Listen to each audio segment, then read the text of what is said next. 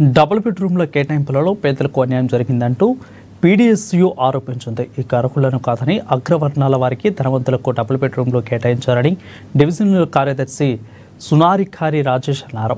Lucky డ్రాలో పేదలకు వచ్చినప్పటికీ కొంతమంది నాయకులు అధికారులకు మామూలుకు లోబడి డబ్బులు ఇచ్చిన వారికి డబుల్ బెడ్రూమ్లు కేటాయించారని ఆరోపించారు. నిర్మల్ జిల్లా ఖానాపూర్ పట్టణంలోని ఎంపీటీఓ కార్యాలయం నుండి స్థానిక ఎమ్మెల్యే క్యాంప్ ఆఫీస్ వరకు కూడా ర్యాలీ నిర్వహించి ఎమ్మెల్యే విట్మ బొజ్జుకు రోడ్డుపై వినతి పత్రాన్ని అందజేశారు. పక్క రాష్ట్రానికి చెందిన వాడైనా పాకిస్తాన్ వాడైనా ఎవడైనా సరే అనర్హులకు గల్లా పట్టి లాగిస్తారని ఎమ్మెల్యే అన్నారు. ఇక డబుల్ బెడ్రూమ్లో దక్కించుకున్న అర్హులకు జాబితాను ఎమ్మెల్యేకు అందించారు. ఇక డబుల్ బెడ్రూమ్లో లబ్ధిదారుల ఎంపికలో మళ్లీ సర్వే నిర్వహించి అసలైన నిరుపేదలకు డబుల్ బెడ్రూమ్లు అందే విధంగా చూడాలని నాయకులు కోరారు. డబుల్ బెడ్రూమ్ కేటాయించాలని దాన్ని కూడా ఎత్తివేయాలనేది కూడా మీ ద్వారా కోరడం దృష్టి రాసిస్తే కూడా బెటర్ కదా.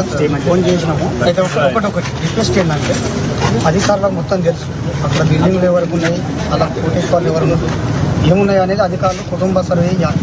అలా కొడుకు బిడ్డ తల్లి తండ్రి అన్ని కుటుంబం నుంచి ఆధార్ కార్డ్స్ నెంబర్ తీసుకుంటే టోటల్ వెళ్తాయి, ఆ డీటెయిల్స్ మొత్తం వెళ్తుంది. ఇప్పుడు మనం ఏ లిస్ట్ ఇచ్చినా అది ఒక్కరి పేరు ఉంటుంది కాబట్టి వెళ్ళాయి దొరకాయి. కాబట్టి అలా కుటుంబంలో ఎందరు ఉన్నారో అందరి నెంబర్లు తీసుకొని అది కొడితే ఖచ్చితంగా అవన్నీ బయటకు వస్తాయి. మీరు అఫీషియల్గా ఇవ్వకపోయినా అన్అఫీషియల్గా నా పేర్లు ఇవ్వండి. సార్ ఇతనికి ఆల్రెడీ ఇల్లు ఉంది, నాకు ఇవ్వండి. రేపు కాదు ఇప్పుడే కలవాలి. నేను ఇంకా గంటలో